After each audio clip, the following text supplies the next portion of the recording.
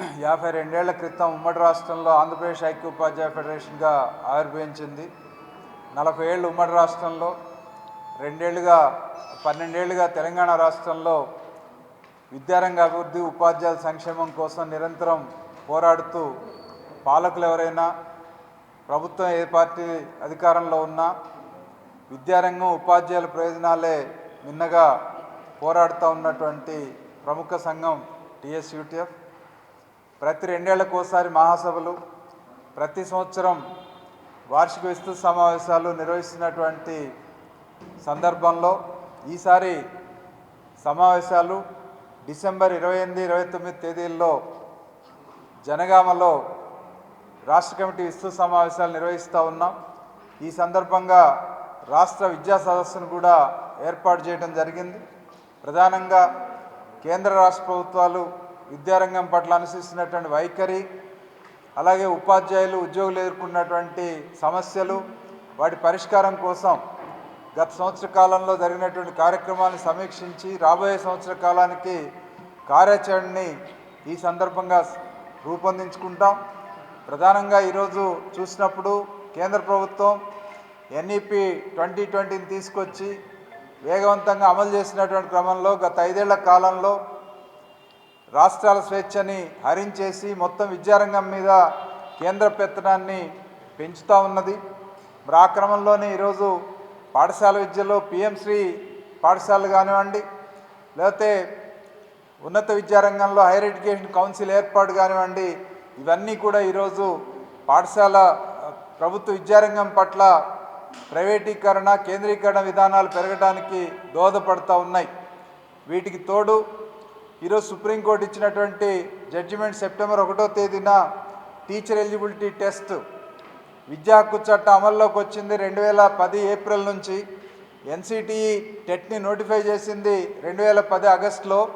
కానీ అంతకంటే ముందు అపాయింట్ అయినటువంటి వాళ్ళందరూ కూడా టెట్ తప్పనిసరిగా సర్వీస్లో కొనసాగాలంటే టెట్ పాస్ కావాలని ఇటీవల సుప్రీంకోర్టు ఇచ్చినటువంటి జడ్జిమెంటు మరి 4 నెలలు అవుతుంది.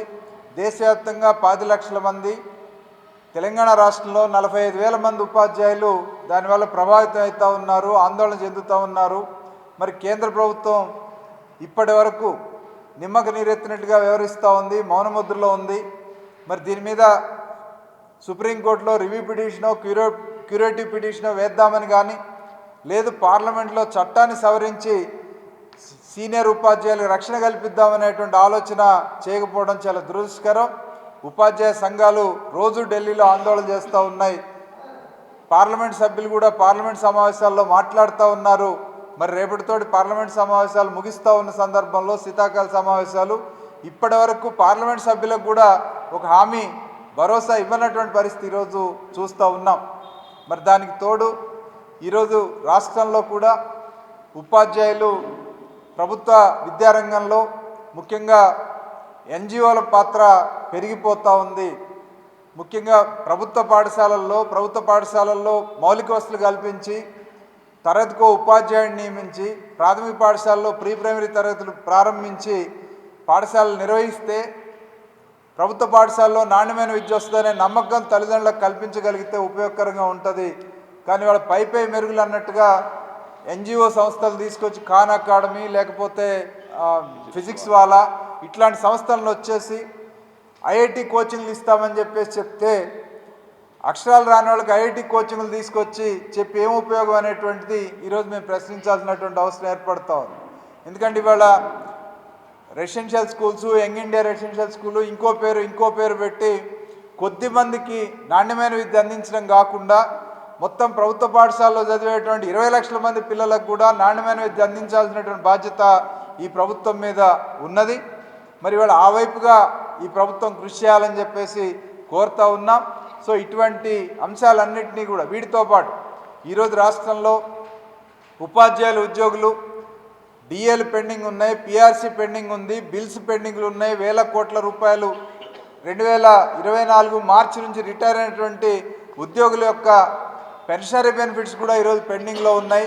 మరి పెండింగ్ బిల్స్ చెల్లించాలంటే మరి అనేక నెలకి 700 కోట్లు ఇస్తామని చెప్తున్నా వేమూలకి సరిపోనటువంటి పరిస్థితుల్లో మరి ఈ అంశాలన్నిటి మీద కూడా ఈరోజు టీఎస్యూటీఎఫ్ స్వతంత్రంగా కానీ ఇతర సంస్థలతో కలిసి ఐక్యవేదికల ద్వారా కానీ పోరాటానికి సిద్ధంగా ఉంది. ఈ పోరాటాలన్నింటినీ సమీక్షించుకొని రాబోయే కాలంలో నిర్దిష్టమైనటువంటి కార్యాచరణ రూపొందించుకోవడం కోసం మా ఈ విద్యా సదస్సు అట్లాగే రాష్ట్ర కమిటీ విస్తృత సమావేశాలు ఉపయోగపడతాయని చెప్పి భావిస్తూ మరి మీ ద్వారా ఉపాధ్యాయులందరికీ విజ్ఞప్తి చేస్తూ ఉన్నాం.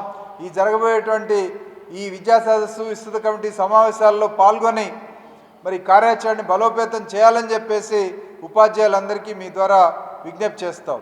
ఇందులో ముఖ్యంగా ఉపాధ్యాయ సమస్యలు, విద్యారంగ సమస్యలు కలిపి చర్చించబడే టీఎస్యూటీఎఫ్ సమావేశాల్లో మరి ఉపాధ్యాయులు పాల్గొనడం ద్వారా ప్రభుత్వానికి మన యొక్క ఐక్యతను చాటి చెప్పాలని చెప్పి విజ్ఞప్తి చేస్తూ ఉన్నాం.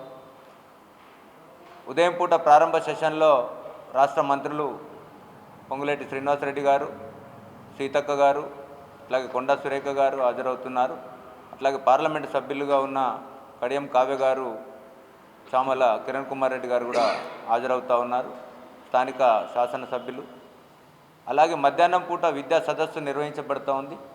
ఈ విద్యా సదస్సులో ప్రధానంగా ఈరోజు తెలంగాణ రాష్ట్రంలో ఈ ప్రభుత్వం విద్యారంగాని కోసం మేము ప్రత్యేక శ్రద్ధ వహిస్తూ ఉన్నామని చెప్తా ఉన్నారు. కానీ ఎంత ప్రభుత్వం చేసినా, ఎన్ని చర్యలు తీసుకున్నా ఈ రాష్ట్రంలో విద్యారంగం అసమానతలతో కూడుకొని ఉంటా ఉంది. ఈ అసమానతలు లేని విద్యారంగాన్ని ఎలా రూపొందించాలనేది రాష్ట్ర ప్రభుత్వానికి ఒక ప్రత్యామ్నాయ డాక్యుమెంటు ఇవ్వడం కోసం విద్యా సదస్సులు నిర్వహిస్తా ఉన్నాం. అట్లాగే రాజ్యాంగ విలువలు విద్య అనే అంశం మీద మాడభూసి శ్రీధర్ గారు ప్రసంగిస్తారు. మరి ఈరోజు సిలబస్ మార్పులతో రాజ్యాంగం యొక్క ప్రత్యేకతను దెబ్బతీయాలని కేంద్ర ప్రభుత్వం చూస్తూ ఉన్న పరిస్థితిలో రాజ్యాంగం యొక్క కాపాడుకోవడం బాధ్యత మనందరిపైన ఉందని చెప్పి ఉపాధ్యాయులకు దృష్టికి తీసుకెళ్లడం కోసం ఈ అంశాన్ని కూడా మేము టాపిక్గా ఎన్నుకోవడం జరిగింది.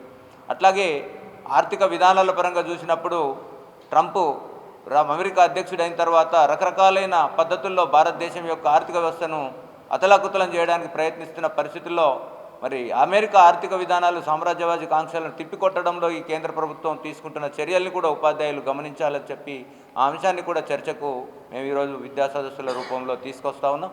అందుకని యూటీఎఫ్ సమావేశాలంటే కేవలం హక్కుల కోసం, డిఏల కోసం, ఇంక్రిమెంట్ల కోసం కొట్లాడమే కాదు, ఉపాధ్యాయుల్ని అన్ని అంశాల పట్ల చైతన్యం చేసే సమావేశాలుగా వాటిని మరి నిర్వహిస్తూ ఉన్నాం. కాబట్టి ఉపాధ్యాయులు అధిక సంఖ్యలో పాల్గొని జయప్రదం చేయాలని చెప్పి ఈ సమావేశాల్లో తీసుకున్న తీర్మానాలను ప్రభుత్వాలు కూడా ఆలోచించి అమలు చేయడానికి కృషి చేయాలని చెప్పి మీ ద్వారా ప్రభుత్వానికి తెలియజేస్తాం.